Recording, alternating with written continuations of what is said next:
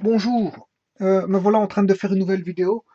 J'en ai plus fait depuis un petit moment et je reprends un petit peu ici euh, le fil de, de la création de nouvelles vidéos pour les placer sur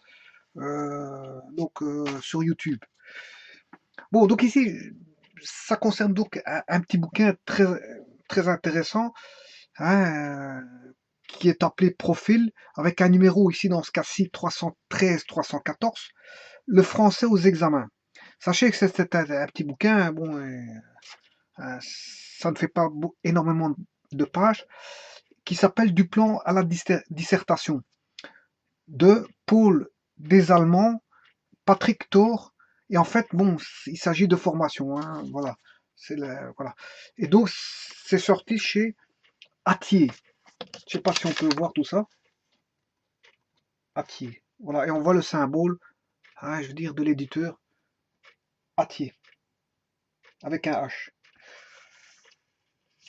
Donc c'est un très beau bouquin qui devrait être, je veux dire, être dans les mains de tous ceux qui ont des cours, qui suivent des cours de français. Et notamment, parce que en français, bon, la première des choses qu'on voit, bon, c'est de savoir, hein, le symbole des lettres, de connaître le symbole des lettres, hein. Et puis, il y a, après, avant l'écriture, il y a la lecture, l'apprentissage de la lecture des lettres. Ensuite, l'écriture des lettres. Ensuite, l'apprentissage de la lecture et de l'écriture des mots. Ensuite, l'apprentissage de la lecture et de l'écriture. Et bien sûr, quand je dis lecture, ça peut être à voix basse ou à voix haute, hein. Je veux dire, voilà. Ils appellent ça une lecture, enfin, je sais plus le nom. Quand c'est à voix, c'est une lecture silencieuse. Lecture silencieuse ou à voix haute face à un professeur.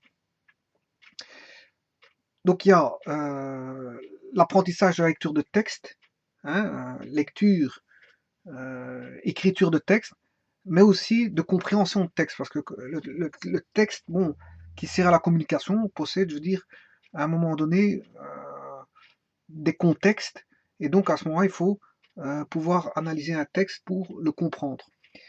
Et après, les textes deviennent de plus en plus longs, et puis on a affaire à des bouquins. Bon, et dans des bouquins, on doit pouvoir soit en retirer l'essentiel, hein, les personnages qui sont dans le bouquin, les dates des différents événements dans le bouquin, comment se passent les événements principaux, hein, parce qu'il y a des événements secondaires, hein, qui font l'action, mais il y a des événements aussi principaux. Voilà. Euh, Quel est le début de l'histoire, quelle est la fin de l'histoire, comment ça commence, quel est le thème, voilà. Bon. Bon, maintenant, du plan à la dissertation, ça demande, je veux dire, déjà des compétences un peu élevées quand même, hein. Parce que du plan, c'est le plan par rapport à un sujet bien précis. Donc, ça peut être une phrase placée, hein, une phrase placée, ou un sujet sur un thème défini. Et donc, à partir de là, c'est de créer du texte. Et le texte, normalement, il doit être normalisé en fonction, je veux dire, euh, de ce qui est déjà connu, je veux dire, dans la langue française ou dans même les autres langues, les langues étrangères. Voilà. Et donc, dans la langue française ou les langues étrangères, on trouve souvent, bon, quand on fait une dissertation, une introduction, avec une introduction, hein, composée d'un certain nombre de lignes, d'un corps de devoir, euh, qui est le développement qui est le corps du devoir, qui possède un nombre de lignes bien définies, et d'un résumé, enfin d'une conclusion, pardon, d'une conclusion qui est aussi composé d'un nombre de lignes. Donc, et bien sûr, le développement du corps du devoir aura un pourcentage de développement par rapport à l'introduction. Plus l'introduction est grande, plus le développement sera grand. Voilà. Et donc, on définit les idées, les différentes idées, hein. L'introduction est définie de manière spécifique, hein. Euh, le développement, pareillement. Et dans le développement, on- on développe la thèse, l'antithèse et la synthèse. Voilà, la thèse, l'antithèse, la synthèse. Et on peut développer aussi les différentes idées, hein, que l'introduction va, je veux dire, doit définir comme sujet. Voilà. Ouais. Les différents points et la conclusion, bon, c'est de conclure le tout sans se répéter par rapport à ce qui a été, je veux dire, défini auparavant dans le développement. Et ce qui est plus difficile à faire, c'est aussi la synthèse. Bon. Alors voilà, donc en fait, ce livre-là, c'est tout un petit bouquin qui donne des exemples de dissertation. Comment développer l'introduction, comment développer le corps du devoir ou le développement, et comment développer comment on appelle ça, la conclusion. Donc, ce livre n'est que ça, et il aborde quelques petits sujets, hein, comment on appelle ça, de thèmes bien définis, qui, rappelons-le, peut-être juste des petites phrases énoncées. À partir d'une phrase énoncée, hein, la personne qui doit développer donc la dissertation, ben, je veux dire, doit avoir déjà pas mal de vocabulaire, je veux dire, à ses côtés. Il doit déjà avoir disserté au moins quelques fois pour dire de faire une dissertation. Bien sûr, il doit connaître le sujet, parce que bon, s'il ne connaît pas un sujet bien défini, c'est difficile de disserter sur quelque chose qu'on ne connaît pas. Voilà. Bon, maintenant, on peut avoir une dissertation par rapport à quelque chose, bon, par rapport à un texte déjà préétabli ou par rapport à un énoncé. Voilà. Mais par rapport à un énoncé, ça veut dire qu'on doit avoir des connaissances prédéfinies. Mais si c'est par rapport à un texte, mais il suffit d'aller chercher les éléments du texte, hein, pour disserter. Voilà, donc en fait, il y en a une, on va dire, c'est presque. Il y en a une, va faire sortir la capacité d'analyse qui sera très importante comparée à d'autres qui est par rapport à un texte, où le texte est déjà là, on n'a pas forcément une grande capacité, je veux dire, à sortir d'analyse par rapport à, à, à ce qu'on connaît. Puisque en fait, c'est le texte qui doit faire ressortir, je veux dire, les idées du texte. Voilà, donc et avant ça, avant une dissertation, il y a toujours un plan. Il y a toujours un plan à faire. Voilà. Bon, et ça, je conseille ce petit bouquin-là parce que il est très important pour ceux qui désirent passer soit un examen, soit de faire une dissertation, soit de faire un plan, une dissertation sur un sujet bien défini ou qu'on désire aborder soi-même, ou etc., etc. Bon, alors ici, pourquoi 314, 313, 314 ici? Tout simplement parce que formation ici aborde pas mal de sujets. Par exemple, si je prends au niveau de l'expression écrite et orale, on a le 306. Le 306, c'est trouver le mot juste. Le 307, c'est prendre la parole. Le 310, c'est le compte rendu de lecture.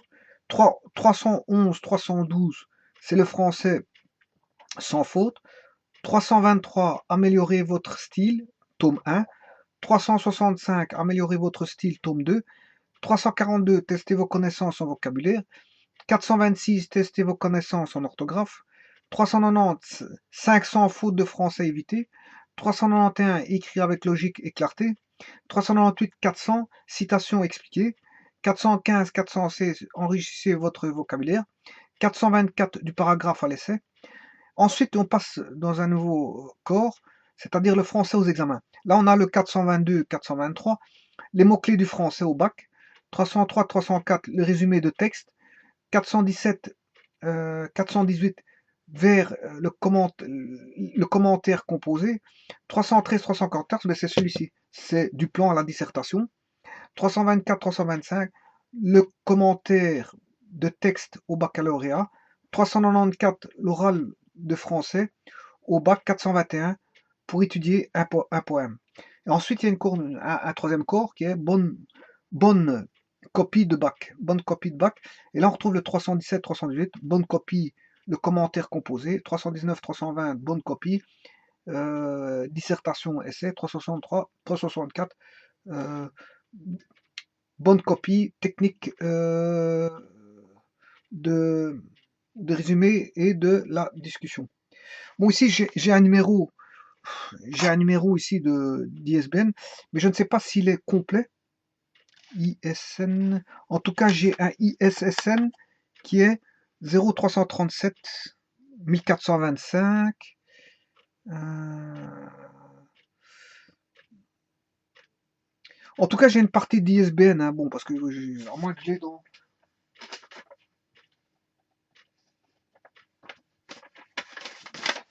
Voilà, donc ici, c'est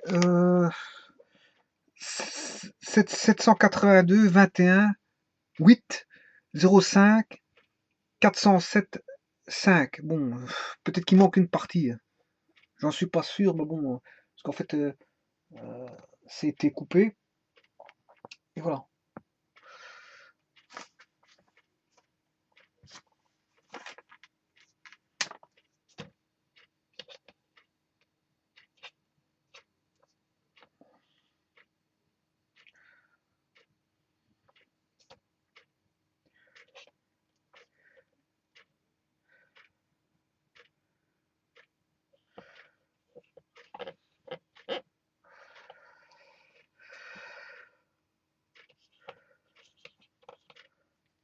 Voilà. Donc ici, pour ce qui est euh, de ce petit bouquin que je préconise soit aux étudiants, soit à n'importe quelle personne qui désire, je veux dire, entreprendre, je veux dire, des dissertations. Sachez qu'il se lit, c'est un petit bouquin qui se lit très très vite, hein, et qui donne foncièrement énormément d'éléments, pour pouvoir, je veux dire, commencer euh, à,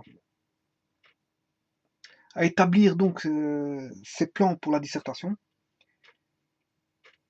Donc commencer à élaborer une dissertation. Donc il y a pas mal d'éléments qui nous sont rapportés, qui sont des aides et qui nous permettent de nous former pour élaborer donc une dissertation.